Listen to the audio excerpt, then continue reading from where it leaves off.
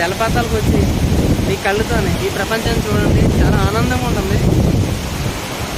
ఈ మన ప్రపంచాన్ని వదిలేసి వేరే ప్రపంచానికి వెళ్తే ఏముంటుంది ఫ్రెండ్స్? మన ప్రపంచంలోనే ఉంది, కాకపోతే మనం కళ్ళతో వెతుకుతారు. కళ్ళతో ఎదిగితే అన్నీ దొరుకుతాయి ఫ్రెండ్స్. ప్రతిరోజు ఎన్నో టెన్షన్లు పెట్టుకుంటారు. భార్యాభర్తల మధ్య గొడవలు, పిల్లలు బాగా చదువుకోలేదని పిల్లలు కొట్టడం, గొడవలు గోలలు అంటే మన ప్రపంచం. మనసారా ఇలాంటి ప్రపంచం ఉందని ఒకేసారి పుడతాం, ఒకేసారి చనిపోతాం. మధ్యలో మనం బ్రతికేదంతా డ్రామా. మనం ఎన్ని యాసాలు వేసినా ఏం చేసినా మనం బ్రతికేదంతా ఒక డ్రామా. నిజంగా హార్ట్ఫుల్గా మీకు తెలుసు అది ఇదంతా డ్రామా అని.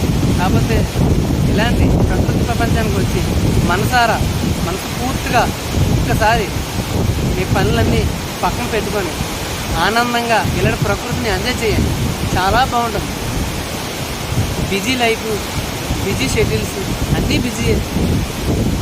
మనసు పుట్టుకే ఒక ప్రమాదకరమైనది. అలాంటి ప్రమాదకరమైన ప్రపంచం నుంచి ఒకసారి బయటకు వచ్చేసి నిజంగా ఇలాంటి ప్రపంచాన్ని ఆనందంగా ఎంజాయ్ చేస్తే చాలా బాగుంటుంది. దేవుణ్ణి ఏ గుళ్ళు ఎదిగితే దొరకదు ఫ్రెండ్స్. మీ హృదయంలో నిజంగా మీ హృదయంలో అయినా ఉంటాడు.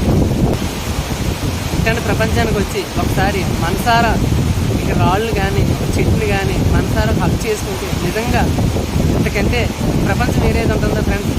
మనం స్థాపించుకున్న గుళ్ళో మనమే పెట్టుకుని మనమే మొక్కుంటే ఎలా ఫ్రెండ్స్? నిజంగా ఏ దేవుడైనా సరే కొండ మీద వెలిచాడు, కానీ మన ఊళ్ళో వెళ్ళలేదు కదా. మనం అక్కడ సృష్టించుకొని మనం మొక్కుంటున్నాం. మొక్కుకోవడం తప్పు ఫ్రెండ్స్, తప్పు కాదు ఫ్రెండ్స్. కాకపోతే మన చాలా ప్రమాదాలు జరుగుతున్నాయి ఈ మధ్య.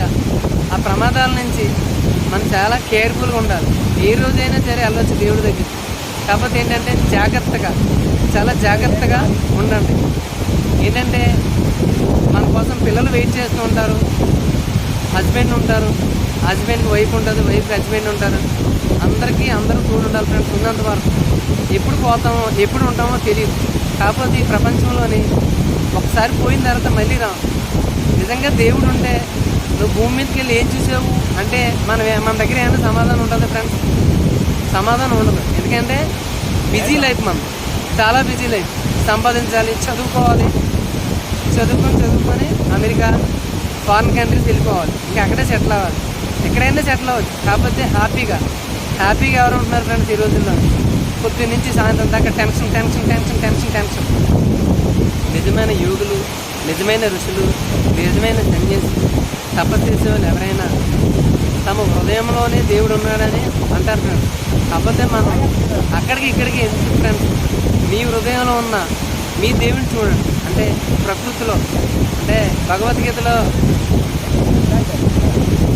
శ్రీకృష్ణుడు వారు ఒక మాట అంటారు, ప్రకృతి తల్లి వంటిది, నేను తండ్రి వంటి వాడిని. అంటే నీలోనే నేనున్నాను కదా, నన్ను నువ్వు చూడు. నువ్వు చూడకుండా ఎక్కడ ఎదిగితే నేను ఎలా కనిపిస్తాను? ప్రకృతి అంటే తల్లి.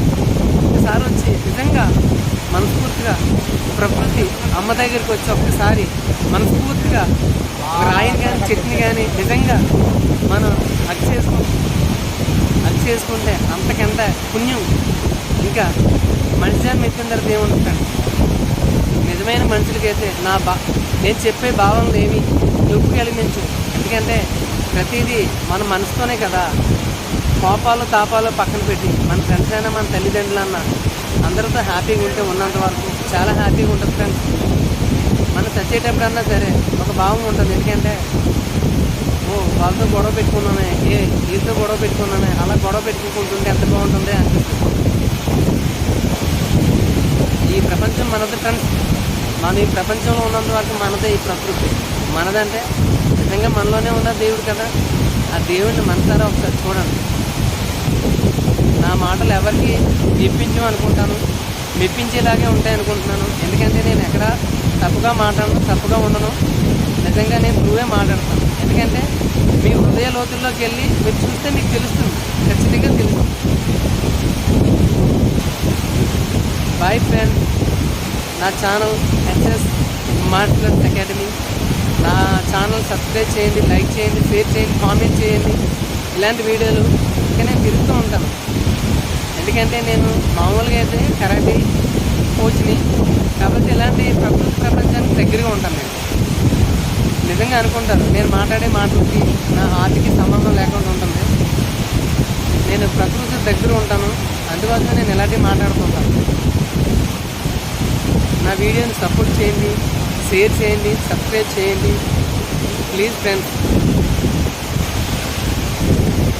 నమస్తే ఫ్రెండ్స్, ఉంటాను. జై హింద్.